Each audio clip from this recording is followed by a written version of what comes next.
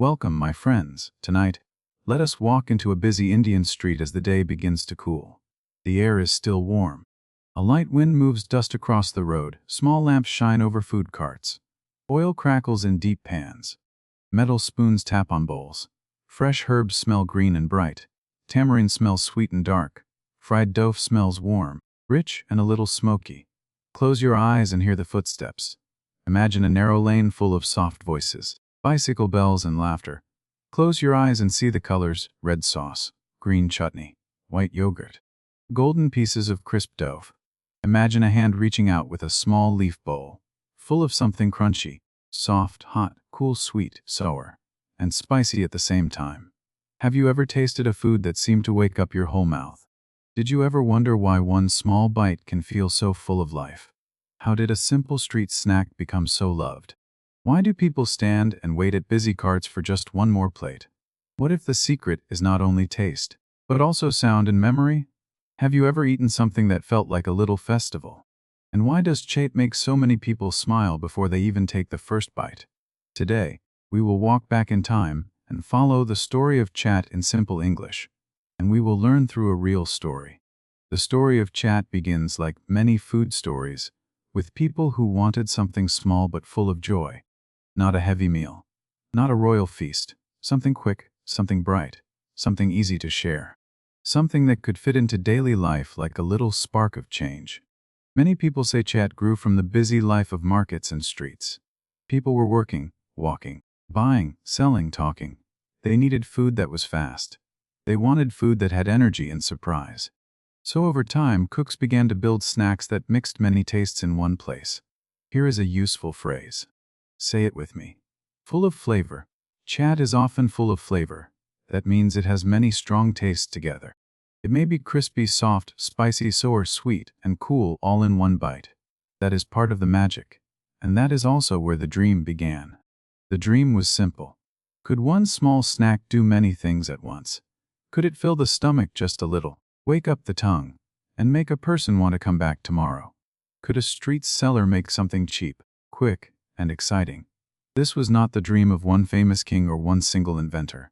It was the dream of food makers, street vendors, home cooks, and hungry people. But there was a problem. Simple food is not always easy to make special. Many snacks can be fried. Many can be salty. Many can be hot. But how do you make people remember your food? How do you give them a taste that feels alive? Some people said street food should only be plain and practical. Some people thought mixing so many tastes was too much. Some may have laughed and said, why put sweet with sour? Why add cool yogurt to something hot? Why break crisp bread and then wet it with sauce? And yet, the cooks kept trying. They learned something important. Human beings love contrast. We love change. We love one thing next to its opposite. A cool spoon of yogurt beside a sharp chutney. A crisp shell beside soft potato. A sweet sauce beside spice. A quiet hunger beside a sudden smile. Chaat was becoming not just food but a tiny performance. Imagine a vendor standing behind a cart. His hands move quickly. He breaks, fills, pours, shakes, and serves. He does not waste motion. He works like a drummer. Tap, pour, mix, hand over. Tap, pour, mix, hand over. The cart is small but the feeling is big. It is like watching a giant puzzle made from tiny pieces. Repeat after me. Mix, taste, smile. That is the heart of it. Mix, taste, smile. The bowl may be small but the experience feels large. Here's the surprising thing. Chaat is not only one snack. It is a family of snacks. Some are made with crisp shells. Some with fried dough. Some with potato. Some with chickpeas. Some with yogurt. Some with chutneys, which are sauces full of strong taste. This means Chaat can change from place to place, home to home, hand to hand. That is why it belongs to the streets so well. Streets are full of movement. Streets are full of change. No two evenings feel exactly the same. No two plates feel exactly the same. A little more spice here. A little more yogurt there. A little extra crunch for one person. A softer mix for another. And that brings us to the people behind the food. The leader in this story is not one person. It is the street vendor. It is also the home cook. It is the mother teaching a child how to balance sauce and crunch. It is the young seller learning how to serve quickly. It is the customer who says, a little more tamarind, please. Together they shape the food. Together they keep the dream alive. Try this phrase. Just a little more. You can almost hear it at the cart. Just a little more sauce. Just a little more spice. Just a little more crunch. But then something changed. What began as a quick snack became something deeper. People did not only eat Chaat because they were hungry. They ate it because it felt exciting. It brought friends together. It turned an ordinary road into a place of meeting. A plate of Chaat could feel close to home, even when you were out in the noise of the city. And that is powerful, is it not? How can a street snack feel like home? Why does one taste carry memories so strongly? Why do certain smells stay in the heart for years? Because food is never only food. A bite can carry weather, family, voices, and time. A spoon of chutney can remind someone of childhood. A crunch can bring back an evening walk. A warm potato filling can feel gentle and familiar. So Chaat grew not only through taste, but through memory.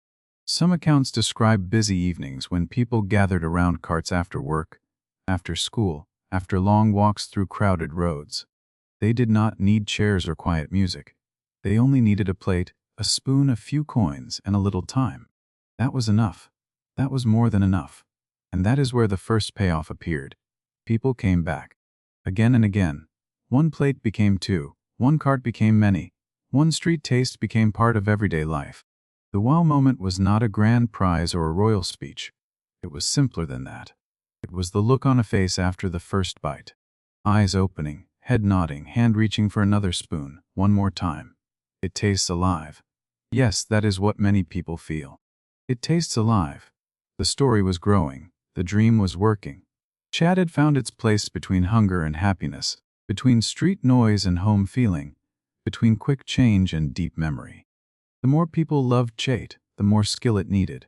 From far away it may look easy. A few snacks, a few sauces, a quick mix. But when you stand near the cart, you see the real work. The vendor must move fast, but not carelessly. He must remember balance. Too much chutney, and the crisp part turns soft too soon. Too little yogurt, and the heat may feel too strong.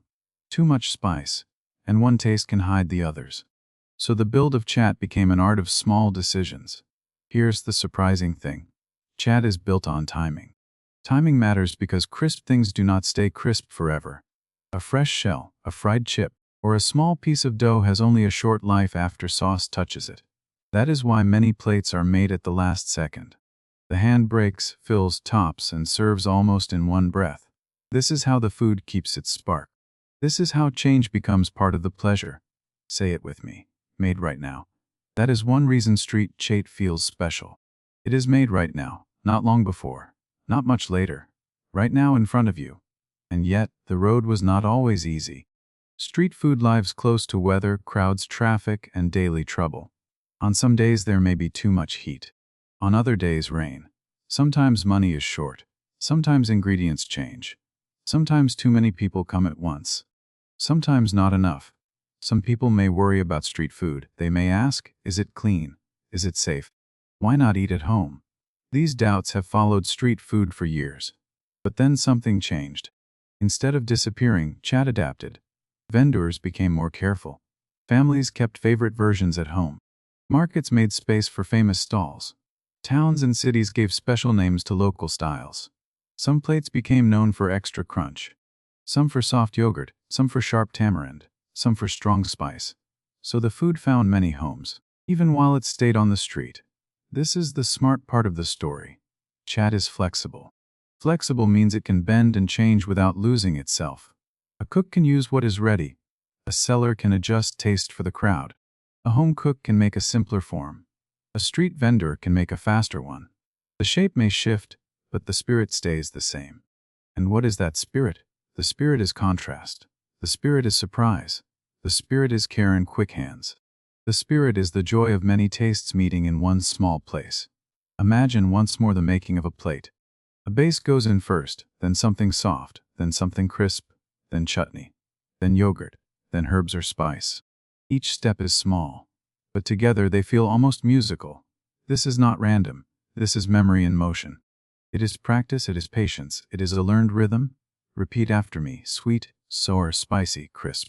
These are useful food words: sweet, sour, spicy, crisp. With Chaat, they often live together. But there was another challenge. As Chaat became more popular, it had to live in a changing world. Streets changed, cities grew. Eating habits changed. People became busier. New foods came. New shops opened, packaged snacks appeared. They were easy to carry. They lasted longer. They looked neat and modern. So what would happen to a snack that depends on freshness, speed, and human touch? Would it be pushed aside? Would people forget the old street cart? Many did not forget. Why? Because packaged food can copy shape, but not the full feeling. It can copy crunch, perhaps. It can copy spice, perhaps. But can it copy the hand that asks what you like? Can it copy the sound of the spoon hitting the bowl? Can it copy standing near friends in evening light? Can it copy that little pause before the first bite? In simple words, it can copy parts, but not the whole heart. That is why Chaat survived and kept growing. Some people eat it on the way home. Some share it with family. Some look for it when they travel. Some miss it when they live far away. For many, it is not just a snack. It is a feeling. It says you are outside, but you are also close to home. It says life is busy, but there is still room for joy. It says even a small plate can hold a big memory. Try this phrase, close to home. That phrase matters here. Chaat can be sold on a crowded street, yet still feel close to home.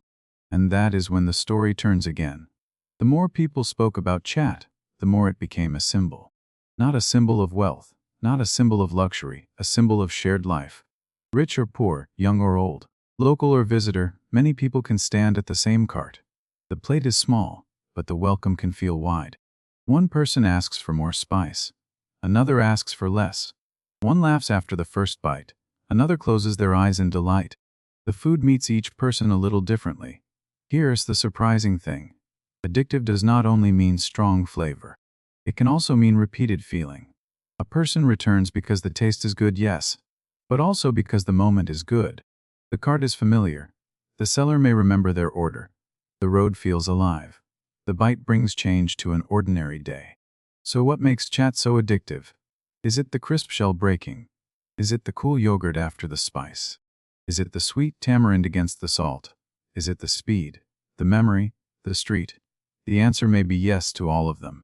Because Chaat works like a tiny story. First there is expectation, then a surprise, then another surprise, then a finish that makes you want to begin again. One bite has a beginning, middle, and end. That is rare. That is clever. That is why the mouth stays curious. A curious mouth is important. When we know exactly what comes next, we may enjoy it. But when a bite keeps changing, we lean in, we pay attention, we feel awake. Chaat wakes the senses. It asks the tongue to listen. It asks memory to open. It asks the heart to notice. And that brings us toward the saving part of the story. When the world changes fast, people often hold on to small things that still feel real. A recipe, a market lane, a favorite stall, a familiar bowl. Chaat survived because people kept choosing it. They kept teaching it. They kept serving it to children. They kept carrying it from street to home, and from home back to the street. In that way, everyday people saved it. Not with speeches, not with monuments, with appetite, with habit, with love. One more time, small food, big feeling. Yes, small food, big feeling. So the plate stayed alive. The crunch stayed important. The sauces stayed bright. The evening crowds kept coming. And in all that movement, Chaat held its place. A place of taste, a place of change. A place that still feels close to home. Now, as night grows deeper, let us stand quietly for one more moment beside the cart. The lamps are softer now. The road is still busy, but the air feels calmer. A vendor wipes the edge of a metal bowl. Someone waits with coins in hand. Someone else smiles after the first bite. A child watches carefully, learning without words. This is how food stories continue. Not only in books, not only in memory, but in hands, in taste, in ordinary evenings. And that is the legacy of Chaat. Its legacy is not one building or one famous date. Its legacy is a living habit. It shows how people can build joy from simple things. A little potato, a crisp shell, a spoon of yogurt, a sharp chutney, a fast hand, a waiting customer. None of these seem grand by themselves, but together they make something lasting. Have you ever noticed that some of the strongest parts of life are small? A short walk, a kind voice, a warm cup, a simple meal. Why do such little things stay with us? Why do they return in memory again and again? Because the human heart often keeps what is simple and shared. Chaat tells us something gentle but important. Great food does not always need a grand room. Meaning does not always need a big speech. Sometimes change begins with a street cart. Sometimes comfort lives in a leaf bowl or small plate. Sometimes the road outside becomes a place that feels almost like home. Here's the surprising thing. A snack can teach language too. When you listen to the story of Chaat, you learn words for taste, texture, memory, and feeling. You learn how to say crisp, spicy, sour, sweet, cool, soft, fresh. You learn chunks of language that live in real life. And because the story is warm and easy, the words stay with you more naturally. Try this phrase. I want one more. That is a useful line, is it not? I want one more. Many people may think that after eating Chaat, but the lesson is deeper than food words. Chaat teaches balance. Too much of one thing can hide the beauty of the others. A little sweet helps the sour. A little cool helps the heat. A little crunch wakes the soft part. Life can be like that too. We carry work and rest, noise and quiet, change and comfort. The best moments often hold both. And that is why this story reaches beyond the plate. When people build Chaat, they are also building connection. A seller and a customer meet. A family shares a snack. A visitor learns a local taste. A child asks questions. A friend says, "Try mine." In that small circle, food becomes language. Food becomes welcome. Food becomes a way to say, "You are here with me. Say it with me." Let's share this. A simple phrase, but it carries warmth. Let's share this. That may be one of the quiet powers of Chaat. But then we should ask one last question. What will happen in the future? The world keeps moving. Cities keep changing. New foods keep arriving. New habits grow. Screens get brighter. Days get faster. Yet many people still stop for foods that are made by hand and served with care. Why? Because in a fast world, the handmade still matters. The fresh still matters. The human still matters. So Chaat will likely keep changing, as it always has. New styles may appear. Old ones may return. Some versions may travel far from the streets where they first became loved. Some may enter restaurants. Some may stay with home cooks. But the central idea will live on. Many tastes. One bite, one moment of surprise, one moment of joy. That is a strong kind of legacy. Not fixed. Not hard. Alive. A living food must change a little so it can stay alive. That is not weakness. That is wisdom. Chaat has done this well. It has moved through time by keeping its heart while allowing its shape to shift. That is why it still speaks to people today. Repeat after me. It stays alive by change. Yes, it stays alive by change. And maybe that line is not only about food. Think about your own life for a moment. What small thing gives you comfort? What taste, sound, or smell feels close to home? What simple habit brings light into an ordinary day? What will you keep, even as life changes around you? Maybe you are learning English one small step at a time. Maybe you are building courage quietly. Maybe you are carrying a dream that others cannot see yet. Keep going. Small things matter, small steps matter. A few words each day can grow into real fluency. A simple story can open a new door in the mind. This is why we learn through stories. A story gives language a home. It gives words a feeling. It helps the ear relax. It helps the mouth try new sounds without fear. When you hear a story about something real and human, you do not only study English. You live in it for a while. You walk inside it. You breathe inside it. And little by little, it begins to feel like home.